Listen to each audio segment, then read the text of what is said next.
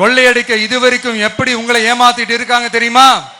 இந்த காங்கிரஸ்ல இருக்கிற சிலரை கையில பணப்பையில போட்டுக்கிட்டு சிறுபான்மை மக்களை ஏமாத்த ஒரு நேரடி பாதி கதர் கூட்டணி, அப்புறம் இந்த மற்றும் பலர் கூட்டணின்னு ஒண்ணு இருக்குல்ல, அதோட டெல்லி ஓனரோட ஒரு கொள்ளைப்புற கள்ள கூட்டணி, அதாவது பாதி காவி கூட்டணி, கொள்கைன்னு ஏமாத்துறாங்க. அதனால இந்த திமுகவையும் நம்பாதீங்க, இந்த பாஜகவையும் நம்பாதீங்க.